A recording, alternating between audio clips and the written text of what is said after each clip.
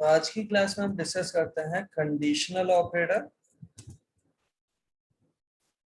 Conditional operator C programming का अकेला ternary operator available है।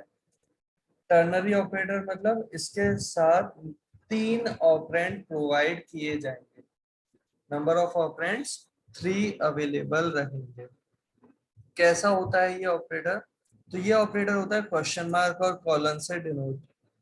क्वेश्चन मार्क से पहले इसका एक ऑपरेंड होता है, क्वेश्चन मार्क और कॉलन के बीच में इसका दूसरा ऑपरेंड होता है, और कॉलन के बाद होता है इसका ये तीसरा ऑपरेंड।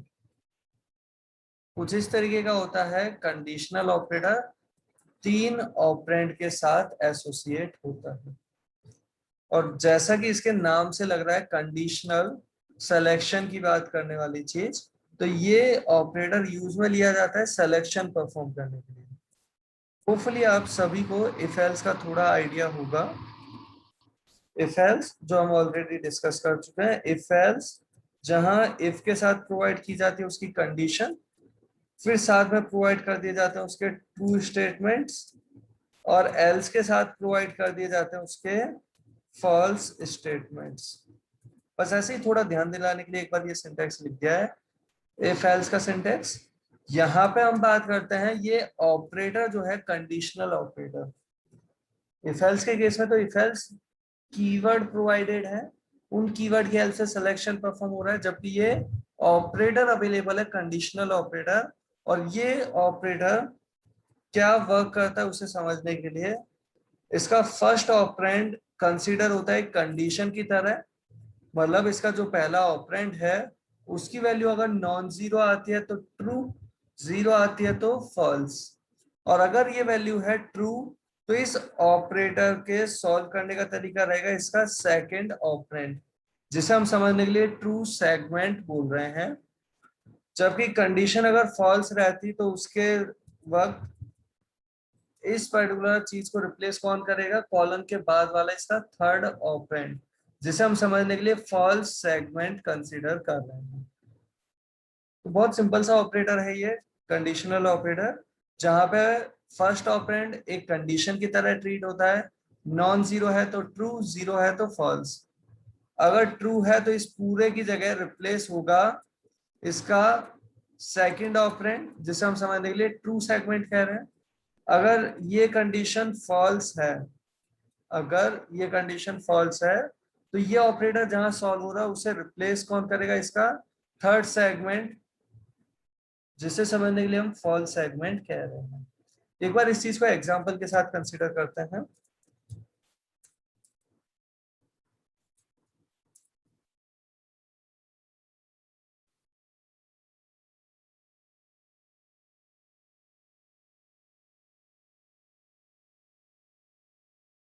ये एग्जांपल इवन और चेक करने वाला, जहां पे हम यूजर से एक नंबर पूछते हैं, एंटर वैल्यू का मैसेज दिया जैसे, और वैल्यू पूछ ली यूजर से स्कैनफ की हेल्प से। इंटीजर वैल्यू %d प्रोवाइड कर दिया, एड्रेस ऑफ एन, एन के अंदर वैल्यू रीड कर ली। फिर अगर हमें चेक करना है कि ये वैल्यू इवन है या ऑड है, इफ एल्स वाली अप्रोच होपफुली आप सबको पता होगी।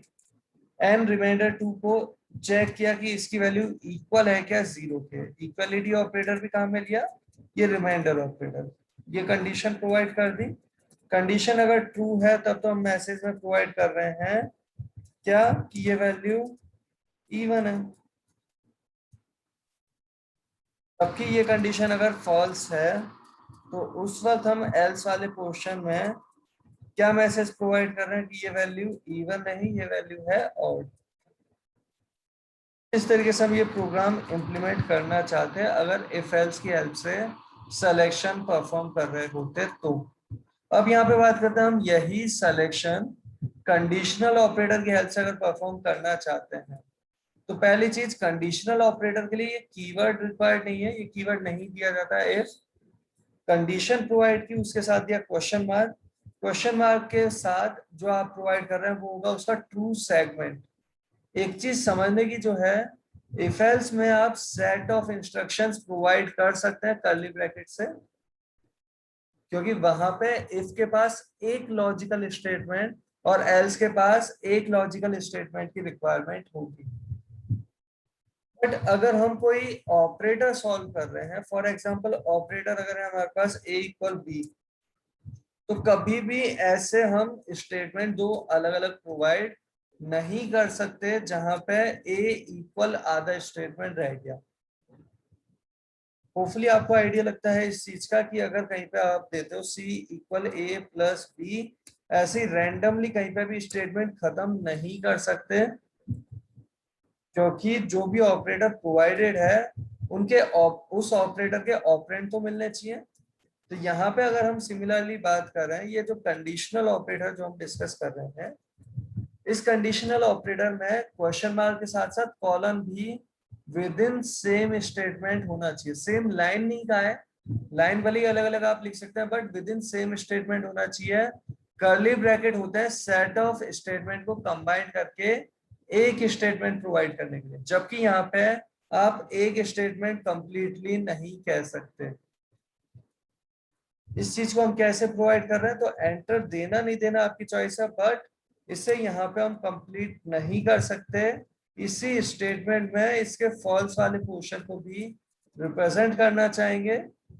और ये जो लास्ट में हमने सेमीकोलन दिया है वो किस लिए, कि कंडीशनल ऑपरेटर जिस एक्सप्रेशन में दे रहे थे उस एक्सप्रेशन को हमने कंप्लीटली प्रोवाइड कर दिया, तो हमने यहाँ लास्ट में ये सेमीकोलन प्रोवाइड कर दिया। ध्यान से देखें, ये सेमीकोलन नहीं है, ये कॉलन है क्वेश्चन मार्क, और कॉलन वाला जो ऑपरेटर है कंडीशनल ऑपरेटर, उसे रिप्रेजेंट करने का तरीका। और ये हमारा प्रोग्राम इंप्लीमेंट हो चुका है। ये प्रोग्राम क्या करेगा, n की वैल्यू रीड करने के बाद चेक करेगा कि n रिमाइंडर 2 की वैल्यू इक्वल है क्या 0 के। अगर है तो है ये कंडीशन ट्रू, और ट्रू के टाइम इस पूरी चीज को रिप्लेस कौन करेगा, इसका ट्रू सेगमेंट। ट्रू सेगमेंट मतलब ये वाला प्रिंट वाला स्टेटमेंट। अगर ये कंडीशन रहती फॉल्स, तो इस पूरे स्टेटमेंट को रिप्लेस कौन करता, इसका फॉल्स सेगमेंट, मतलब इसका ये third segment, third operand. Hopefully आपको आइडिया लग रहा होगा कि या तो इवन वाला मैसेज आएगा या ऑड वाला मैसेज। इस तरीके से हमने किया है, कंपाइल किया इसे हमने।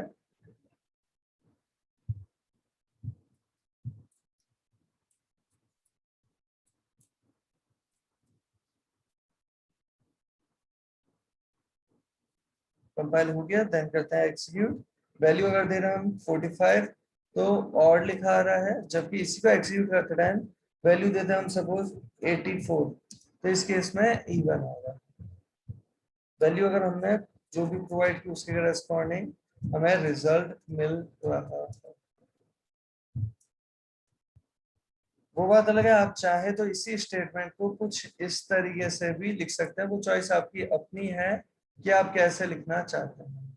बस ध्यान देने की चीज, अगर ऐसे भी लिखा तो यहाँ आपने इस जगह पे सेमीकोलन प्रोवाइड नहीं किया है, क्योंकि ये वो तरीका है जैसे आप c equal a plus B लिखना चाहते हैं, आप बीच में एंटर प्रेस करके इस तरीके से भी प्रोवाइड कर सकते हैं। आपकी अपनी चॉइस है, आप इसे कैसा लिखते हैं।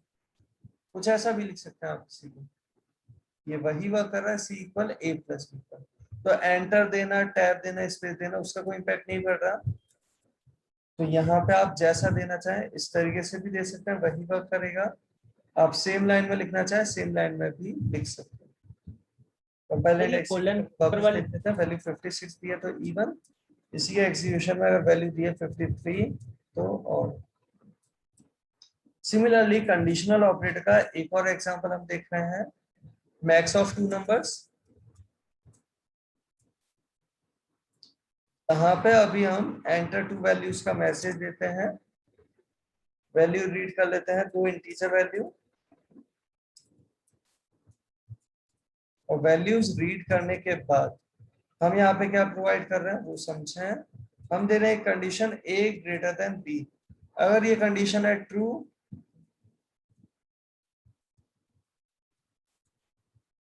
तब हमने मैसेज में वैल्यू दे दी a की, अगर ये कंडीशन है फॉल्स तो हम इस केस में वैल्यू प्रोवाइड कर रहे हैं b।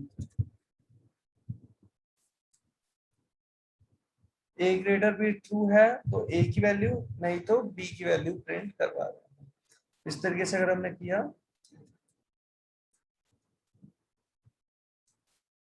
Compile and execute, value अगर देते हैं हम 45 एंड 19, तो 45 मैक्सिमम, इसी के एग्जीक्यूशन में अगर हम देते हैं सपोज 19 एंड 70, तो 70 इज मैक्सिमम।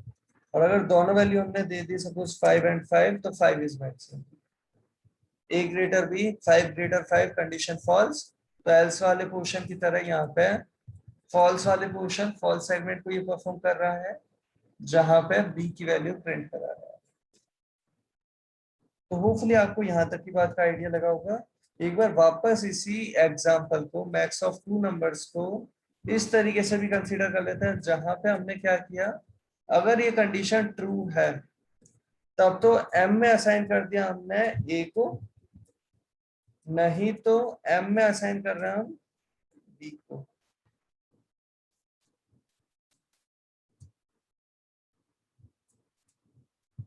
फाइनली एम में जो भी वैल्यू पहुंची है उस वैल्यू को हम प्रिंट कर रहे हैं। दो स्टेटमेंट में काम हो रहा है। एक स्टेटमेंट जहां सिलेक्शन हुआ कि एम इक्वल ए परफॉर्म करना है या एम इक्वल बी, किस बेसिस पे, ए ग्रेटर बी चेक करने के करस्पॉन्डिंग। ए ग्रेटर बी अगर ट्रू है तब तो सेकंड ऑपरेंड मतलब एम इक्वल ए, और अगर ए ग्रेटर बी फॉल्स है तो थर्ड ऑपरेंड मतलब एम इक्वल बी परफॉर्म हो जाएगा।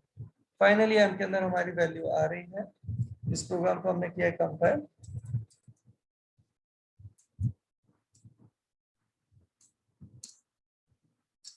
एग्जीक्यूट किया, वैल्यू अगर हम देते हैं यहाँ 34 एंड 7, तो 34, एंड इसी के एग्जीक्यूशन में दे देते हैं 24 एंड 89, तो 89।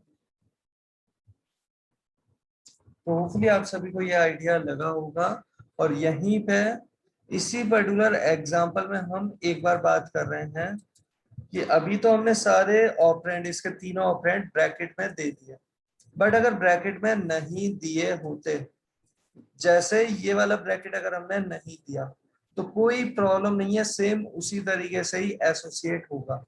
रीजन, रिलेशनल ऑपरेटर और कंडीशनल ऑपरेटर में प्रेसिडेंस हायर है रिलेशनल की, तो पहले एसोसिएट कौन सा हुआ, ये एसोसिएट हो गया। तो अगर इसे हमने ब्रैकेट में दिया चाहे नहीं दिया, सेम मैनर में ये वर्क परफॉर्म करेगा जैसा अभी हम देख रहे थे वैसा ही। वैल्यू देते हैं 56 एंड 3, तो 56 मैक्सिमम आ रहा है। अगर हम देते हैं 23 एंड 80, तो 80 मैक्सिमम आ रहा है। और यहीं पे अगर हम बात करते हैं, अगर हमने इसके सेकंड ऑपरेंड, जो हमारा ये ऑपरेटर है कंडीशनल ऑपरेटर, उसके सेकंड ऑपरेंड में भी अगर हमने ये स्मॉल ब्रैकेट अभी नहीं दिए तो भी कोई प्रॉब्लम नहीं है। रीजन, यहाँ पे कंडीशनल और असाइनमेंट में नो डाउट प्रेसिडेंस हायर है कंडीशनल की, प्रेसिडेंस हायर है कंडीशनल की। तो यहाँ पे अगर हम बात करते हैं कंडीशनल ऑपरेटर, उससे पहले रिलेशनल तो एसोसिएट हो ही चुका है। कंडीशनल ऑपरेटर के लिए ये पहला ऑपरेंड, दूसरा ऑपरेंड का होगा क्वेश्चन मार्क और कॉलन के बीच में, तो उस बीच में जितना भी है वो हो गया उसका सेकंड ऑपरेंड। और थर्ड ऑपरेंड होगा कॉलन के बाद, जहां पे अभी ब्रैकेट से ये एसोसिएट कर रखा है, कोई प्रॉब्लम नहीं है, ये वर्क कर रहा है। एग्जीक्यूट किया, वैल्यू दी 45 एंड 23, या वैल्यू प्रोवाइड किया हमने 10 एंड 90, तो हमें वो रिजल्ट मिल रहा है। जबकि यहीं अगर हम इस थर्ड ऑपरेंड का ये ब्रैकेट हटाना चाहते हैं, तो उससे पहले हम एक बार एक छोटी सी एक्सप्रेशन यहाँ समझने के लिए लिख रहे हैं कि कभी अगर हमने ऐसा कुछ प्रोवाइड कर रखा है a multiply by B plus C, अगर हमने ऐसे ब्रैकेट दे रखे हैं जहां ये है हायर प्रेसिडेंस का, ये है लोअर प्रेसिडेंस का, ये जो हमारे पास एक्सप्रेशन अभी अवेलेबल है इसे भी हम यही साथ में लिख रहे हैं पढ़ने के लिए एक बार। जैसे यहाँ पे ये मल्टीप्लिकेशन हायर पे है, एडिशन लोअर प्रेसिडेंस का है, सिमिलरली यहाँ कंडीशनल ऑपरेटर हायर प्रेसिडेंस का है और असाइनमेंट लोअर प्रेसिडेंस का है। अगर ब्रैकेट हटा देते हैं जैसे इस केस में, ब्रैकेट अगर हम हटा देते हैं तो सेम कंसीडर हो रहा है या मतलब बदल गया, वो आराम से समझें। अगर हमने ये ब्रैकेट हटा दिए बी प्लस सी वाले, तो अब इसके एसोसिएट होने का ऑर्डर है ये पहले। समझने के लिए अगर हम इसे लिखते हैं ब्रैकेट वाले फॉर्मेट में, जब हमने इस एक्सप्रेशन को तो देना चाहते थे लेकिन ब्रैकेट हटा दिए, तो ये कंसीडर कैसा हो रहा है, पहले ए मल्टीप्लाई बी, फिर ऐड होगा उसमें सी। पहले ए मल्टीप्लाई बी और फिर ऐड होगा उसमें सी। तो ये और ये आपस में सेम नहीं है। होपफुली आप सबको आइडिया लग रहा होगा। सिमिलरली इस एक्सप्रेशन जो हम बात कर रहे हैं, कंडीशनल ऑपरेटर की एक्सप्रेशन, इस एक्सप्रेशन में भी अगर हम ये ब्रैकेट हटा देते हैं, तो ब्रैकेट हटाने पे क्या इंपैक्ट आ रहा है वो समझना। कंडीशनल और असाइनमेंट में हायर प्रेसिडेंस किसकी है, कंडीशनल की।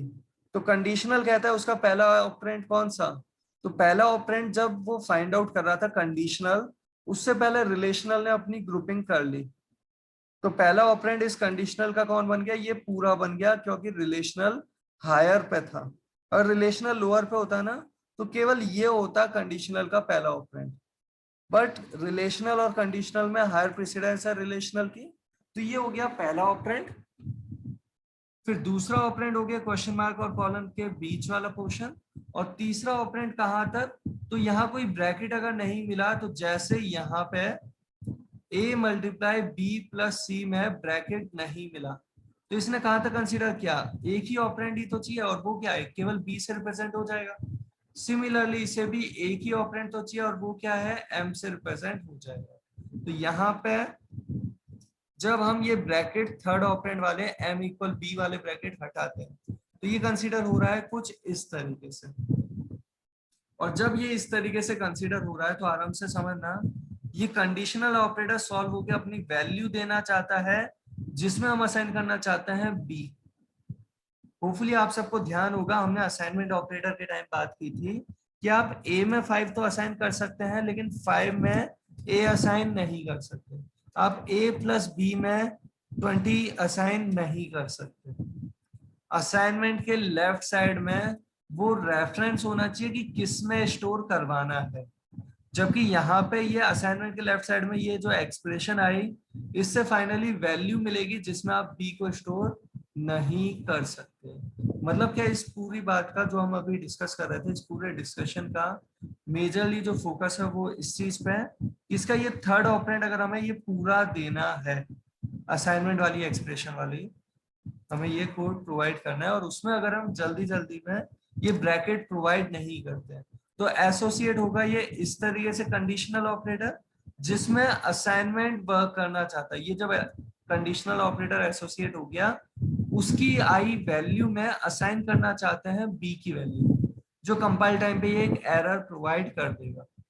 और होपफुली ये एरर आपको ध्यान होगी, एल वैल्यू रिक्वायर्ड की एरर, कि असाइनमेंट के लेफ्ट साइड में जो रिक्वायरमेंट है वो सही से फुलफिल नहीं करवाई है। और हेल्प करने के लिए कर्सर भी ऑटोमेटिकली वही असाइनमेंट के लेफ्ट साइड में ब्लिंक कर रहा है। हमने जैसे यहाँ कर्सर लेके चले गए कम, ऑटोमेटिकली कर्सर कहाँ चला गया, यहाँ पे। देवसी कंपाइलर हेल्प करने के लिए ऐसा कर रहा है। होपफुली आपको आइडिया लगा होगा यहाँ पे ब्रैकेट की इंपॉर्टेंस का। बाकी यहाँ लेकिन अगर यहाँ तक आपने ऐसा कुछ प्रोवाइड किया होता, तो ये एकदम सही कंसिडर हो रहा होता। वो बात अलग है, आप चाहें तो आप ऐसा प्रोवाइड कर सकते हैं, इजियर मैनर में ही रहे, क्यों कॉम्प्लिकेशन क्रिएट कर। तो कुछ ऐसा आप प्रोवाइड कर सकते हैं। ये अगर हमने कंपाइल किया, एग्जीक्यूट किया था, तो वर्क कर ही रहा था।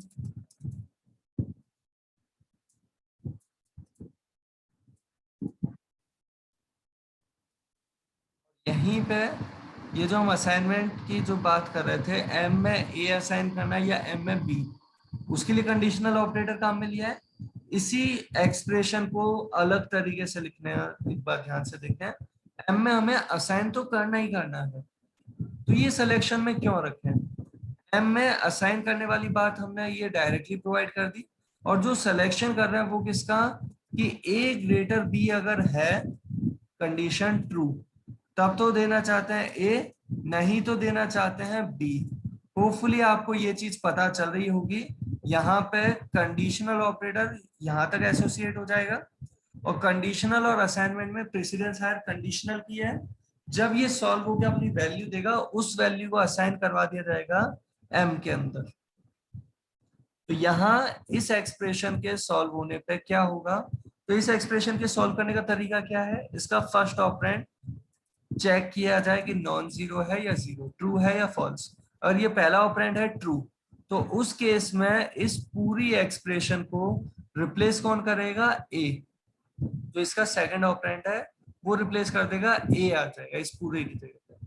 अगर ए ग्रेटर बी ट्रू है तो, अगर ए ग्रेटर बी फॉल्स है तो इस पूरे की जगह पे बी की वैल्यू आ जाएगी। तो फाइनली ए या बी की वैल्यू हमने असाइन करवा दिया एम के अंदर, और ये हमारा प्रोग्राम अभी भी वर्क कर रहा है इस तरीके से। कंपाइल एंड एग्जीक्यूट किया, बिल्कुल वैसे ही आउटपुट आ रहा है।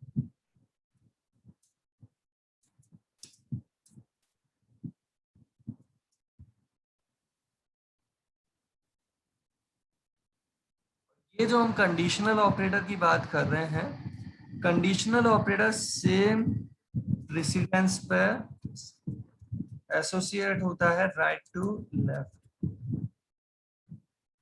नॉर्मली इस चीज की वैसे रिक्वायरमेंट बहुत रेयरली पड़ेगी, बट अगर कभी जरूरत पड़ जाए तो हाँ, ये एसोसिएट कैसे होगा, राइट टू लेफ्ट, पहले राइट वाले को मौका मिलता है फिर लेफ्ट वाले को। इस चीज को समझने के लिए अगर हम ऐसा कुछ लिखे हैं, जैसे हम यहाँ पे बात कर रहे थे मैक्स ऑफ टू नंबर्स की, हमने यहीं पे अगर वैल्यूज रीड की होती, सपोज ये 3 वैल्यूज,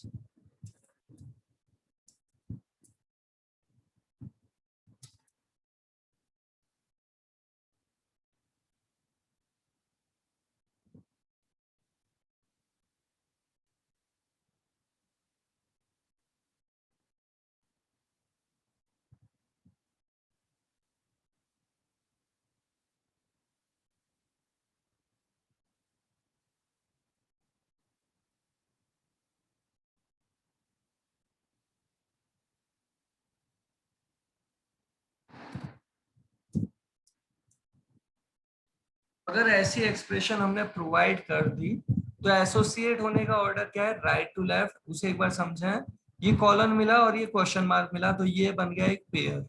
मतलब ये क्वेश्चन मार्क और कॉलन वर्क कर रहे हैं एक कंडीशनल ऑपरेटर का, मतलब क्वेश्चन मार्क से पहले होगा उसका फर्स्ट ऑपरेंड, क्वेश्चन मार्क और कॉलन के बीच में होगा उसका सेकंड ऑपरेंड, और कॉलन के बाद उसका थर्ड ऑपरेंड। और बेटर अंडरस्टैंडिंग के लिए चाहे तो इसे इस तरीके से हम ब्रैकेट में भी प्रोवाइड कर रहे हैं। सिमिलरली यहाँ पे अगर बात करते हैं, ये फिर से कॉलन मिला, फिर एक और कॉलन मिला और क्वेश्चन मार्क मिला, तो समझना एक तरीके से ये कॉलन था, उसके ऊपर ये कॉलन आ गया और फिर आया क्वेश्चन मार्क, तो ये क्वेश्चन मार्क किसका है, इसका। स्टैक वाला एक तरीका, एक ऐसा तरीका जैसे सपोज करो आप बुक के ऊपर बुक रखते जा रहे हो, तो बुक अगर उठानी है, सबसे बेटर अप्रोच कौन सी रहेगी, सबसे ऊपर वाली बुक उठाना। चेयर के ऊपर चेयर रख रखे, सबसे ऊपर वाली चेयर सबसे पहले उठाना चाहोगे। सिमिलरली यहाँ पे ये कॉलन है, फिर से कॉलन है और फिर क्वेश्चन मार्क है, तो क्वेश्चन मार्क को कॉलन चाहिए कौन सा वाला लेगा, जो अभी अभी आया था। तो ये क्वेश्चन मार्क और ये कॉलन पेयर बना, ये हो गया एक फिर से कंडीशनल ऑपरेटर। इस चीज को भी समझे, यहां से लेके यहां तक जो प्रोवाइडेड है ये एक कंडीशनल ऑपरेटर। और ये जो हमारा कॉलन चल रहा था उसके लिए क्वेश्चन मार्क अब जाके मिला इस जगह पे, तो ये क्वेश्चन मार्क और ये कॉलन हो गए एक पेयर। आप बेटर अंडरस्टैंडिंग के लिए चाहे तो इसे अलग अलग लाइन में भी ड्रॉ करके समझ सकते हैं कि अगर ये condition A greater be true है, तब तो क्या कर रहे हैं, चेक कर रहे हैं ए ग्रेटर सी ट्रू है क्या, अगर है तो रिजल्ट देना है ए, नहीं तो रिजल्ट देना है सी। अगर ए ग्रेटर बी ही फॉल्स होता, अगर ए ग्रेटर बी ट्रू है, तब तो इस पूरे की जगह पे कौन सा वाला पार्ट आ रहा है, इस पूरे की जगह आता है ये पर्टिकुलर पोर्शन। अगर ए ग्रेटर बी ट्रू है तब तो केवल ये, अगर ए ग्रेटर बी फॉल्स है तब केवल ये। और ये जो है ये इटसेल्फ क्या चेक करता है, ए ग्रेटर सी अगर ट्रू है तब तो इस पूरे की जगह पर रिप्लेस क्या होगा, ए, नहीं तो आएगा सी। सिमिलरली यहाँ अगर ये आया था ए ग्रेटर बी फॉल्स होने के केस में ये एक्सप्रेशन, बी ग्रेटर सी अगर ट्रू है तो इस पूरे की जगह रिप्लेस होगा बी, नहीं तो रिप्लेस होगा सी। फाइनली मैक्सिमम वैल्यू हम कैलकुलेट कर पा रहे हैं इस तरीके से। वही नेस्टेड इफ एल्स वाली जो हमारी अप्रोच थी, कुछ वैसी ही अप्रोच है। कंपाइल किया,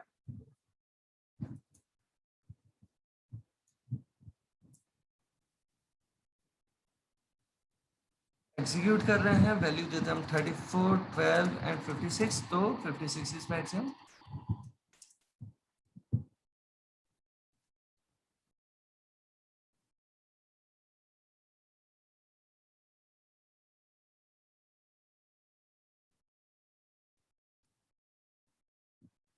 आप सभी को इस बात का आइडिया लगा होगा।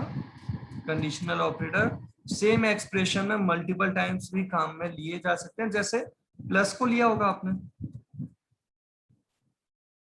ए प्लस बी प्लस सी में क्या करता है, पहले इसे सॉल्व कर लेता है, जो रिजल्ट आया उसे यहाँ आर प्लस सी, और जो आपके पास फाइनल वैल्यू आती है वो आ जाती है ना, कैलकुलेट होती है। सिमिलरली कंडीशनल ऑपरेटर भी एक ही एक्सप्रेशन में मल्टीपल भी प्रोवाइड किए जा सकते हैं, कुछ इस तरीके से मैक्स ऑफ 3 नंबर्स के लिए। और यही जो हमने अभी मैक्स ऑफ 3 नंबर्स किया है, आप बिल्कुल इस तरीके का भी आप इम्प्लीमेंटेशन प्रोवाइड कर सकते हैं, जहां पे आपने एम नेम का वेरिएबल नहीं लिया, कंडीशन ट्रू है तो उसके ट्रू पोर्शन में चेक करते हो ए ग्रेटर सी, अगर वो भी ट्रू है तो ए की वैल्यू प्रिंट करा दी, फॉल्स है तो सी की वैल्यू प्रिंट करा दी।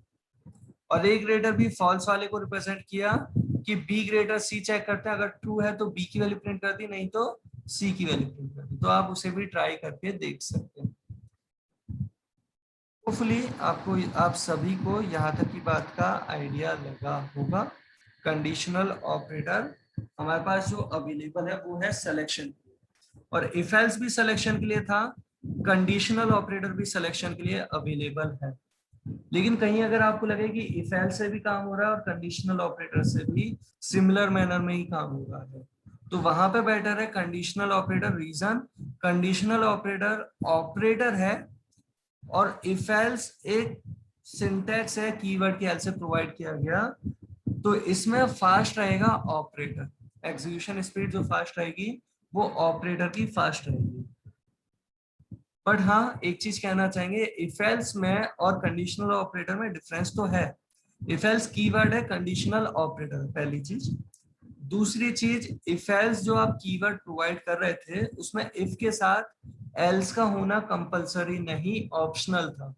जबकि यहाँ कंडीशनल ऑपरेटर में हर एक क्वेश्चन मार्क के साथ पेयरिंग करने के लिए कॉलन का होना कंपलसरी है, तभी वो कंडीशनल ऑपरेटर है, अदरवाइज तो कोई ऑपरेटर ही नहीं माना जाता।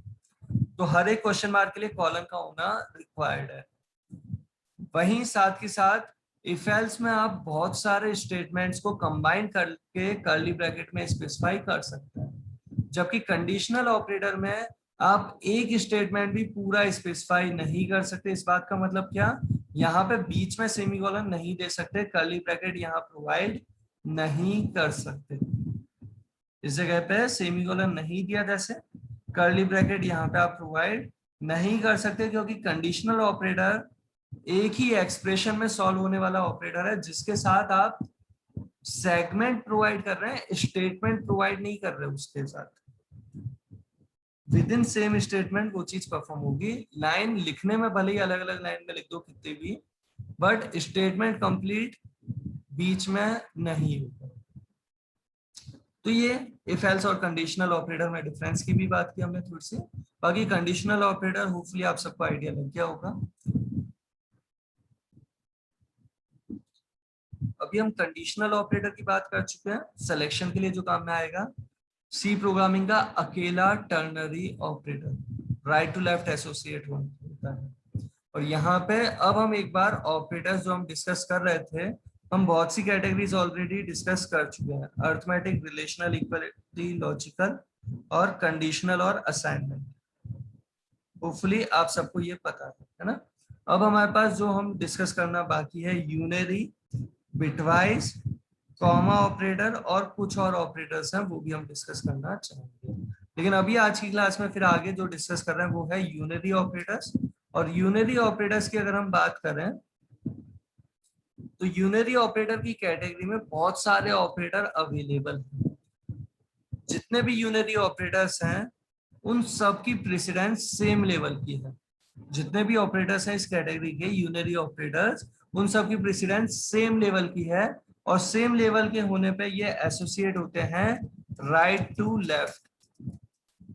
साथ के साथ ये जितने भी यूनरी ऑपरेटर्स की कैटेगरी में ऑपरेटर हैं वो यूनरी ऑपरेटर्स की कैटेगरी है। इसका मतलब ही है कि उनके साथ नंबर ऑफ ऑपरेंड एक होगा। जैसे हम यहाँ आज की क्लास में कुछ ऑपरेटर्स की बात कर रहे हैं, प्लस, माइनस। अभी आज की क्लास में हम इन ऑपरेटर्स को डिस्कस करेंगे। टाइप्स ऑफ ऑपरेटर भी है, टाइप कास्टिंग भी अवेलेबल है, ऐसा कुछ भी प्रोवाइडेड है। उसके अलावा प्लस प्लस माइनस माइनस भी प्रोवाइडेड है। तो हम ऑलरेडी जैसे हम नॉट ऑपरेटर भी देख चुके हैं, नॉट ऑपरेटर भी एक्चुअली में जो लॉजिकल की कैटेगरी में हमने डिस्कस कर लिया था, वो एक्चुअली में यूनरी ऑपरेटर्स की कैटेगरी का है। इसी सेम प्रेसिडेंस का अवेलेबल रहेगा। जो भी ये प्रेसिडेंस है, अभी तक जितने भी ऑपरेटर्स देखे ना उन सब में उन सबसे हायर प्रेसिडेंस के होंगे। और ये यूनरी ऑपरेटर, सबसे पहले हम बात करते हैं इस प्लस की। अर्थमेटिक में भी हमने प्लस देखा था, यहाँ पे जो प्लस है ये है यूनरी प्लस, और वहां जो प्लस था वो था बाइनरी वाला। अर्थमेटिक में जो देखा वो बाइनरी वाला, यहाँ पे यूनरी वाला। सिमिलरली ये यूनरी माइनस, और अर्थमेटिक में जो देखा वो बाइनरी वाला माइनस ऑपरेटर था। हम एग्जाम्पल के साथ अगर ये चीज कंसिडर कर रहे हैं, बहुत सिंपल सी बात है ये, कि अगर हमने ऐसा कुछ प्रोवाइड कर रखा है, ए में वैल्यू दे रखी है 5, बी नेम का वेरिएबल दिया, और हम बी में प्रोवाइड करते हैं -a, तो आप जानते हैं कि क्या वैल्यू पहुंची होगी। यूनरी प्लस और यूनरी माइनस बिल्कुल वैसे ही है जैसे मैथ में आप कंसीडर करते हैं। यहाँ पे अगर हम ए और बी दोनों की वैल्यू प्रिंट करा के देखें तो क्या वैल्यू आ रही है हमारे पास, वो समझें आप सभी। ए की इनिशियल वैल्यू थी 5, फिर हमने बी में असाइन किया -a। ए की वैल्यू 5 थी तो ए में चेंजेस नहीं करेगा, लेकिन यहाँ वैल्यू क्या देगा, 5 नहीं देगा, ये वैल्यू दे देगा -5। जिसे असाइन कर रहे हैं बी के अंदर, तो बी की वैल्यू हो जाएगी -5। आई थिंक बहुत ही सिंपल सी बात है ये। तो इस प्रोग्राम को हमने किया कंपाइल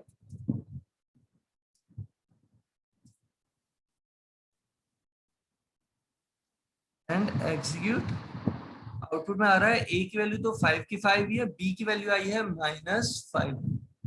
सिमिलरली अगर हम यहाँ, आप सभी को अगर यहाँ तक की बात का आइडिया लगा हो, तो हम यही चीज फिर से कॉपी कर रहे हैं, और इस बार हम a की वैल्यू इनिशियल वैल्यू दे रहे हैं -5। तो यूनरी माइनस का काम क्या है, अगर a की वैल्यू पॉजिटिव है तो रिजल्टेंट वैल्यू नेगेटिव दे देगा, अगर a की वैल्यू नेगेटिव है तो रिजल्टेंट वैल्यू पॉजिटिव प्रोवाइड कर देगा। ये यूनरी माइनस अवेलेबल है, इसे अगर हमने प्रोवाइड कर रखा है, आउटपुट क्या आएगा, -5 पे माइनस अप्लाई हुआ तो रिजल्टेंट वैल्यू आ गई 5 प्लस वाली पॉजिटिव वाली, जो b के अंदर पहुंचा तो b की वैल्यू आएगी 5, a की वैल्यू तो -5 की -5 ही रहेगी। इस प्रोग्राम को हमने किया कंपाइल एंड एग्जीक्यूट। तो -5 थी a की वैल्यू इस बार, तो -5 की -5 है, और b के अंदर आ गया है 5।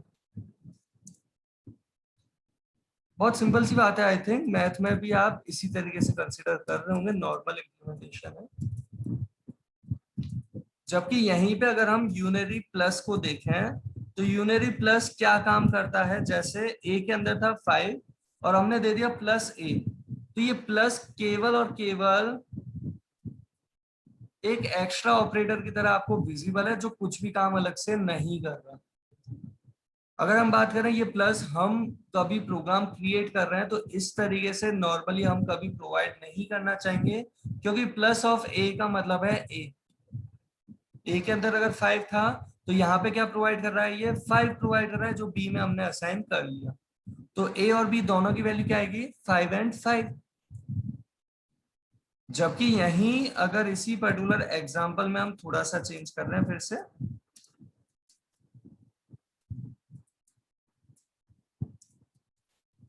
वो क्या, हमने a की इनिशियल वैल्यू अगर दे रखी है -5, तो इस केस में प्लस ऑफ -5 क्या वैल्यू आएगी, -5। तो b के अंदर असाइन हुई तो वैल्यू आ रही है -5। तो ये प्लस जो है ये नॉर्मली हम अपने इम्प्लीमेंटेशन में तो प्रोवाइड नहीं करते, नॉर्मली प्रोवाइड नहीं करते। ये कौन काम में ले रहा है, तो आउटपुट वाले क्वेश्चन में कई बार कंफ्यूज करने के लिए काम में ले लिया जाता है। अभी आउटपुट क्या आ रहा है, ए के अंदर -5 था जो बी में असाइन कर दिया, बी और ए दोनों की वैल्यू है -5। बट ये इस तरीके से भी कई बार काम में ले लिया जाता है, होपफुली आपको ध्यान होगा, प्लस इक्वल और ए इक्वल प्लस बी, दोनों में बहुत बड़ा डिफरेंस रहेगा। प्लस इक्वल का सिमेंटिक है ए इक्वल ए प्लस बी, जबकि ये इक्वल प्लस का जो सिमेंटिक है वो सिमेंटिक सिमिलर सा ही है जैसे ए इक्वल बी। तो ये कई बार कंफ्यूजन क्रिएट करने में भले ही कोई काम में ले लेता है, या फिर एग्जीक्यूशन को थोड़ा स्लो करने के लिए, क्योंकि ऑपरेटर दिया तो थोड़ा सॉल्व करवाना चाहते हो तो थोड़ा एग्जीक्यूशन स्लो करेगा। बाकी होपफुली आपको आइडिया लग चुका है इस प्रोग्राम का आउटपुट यह है।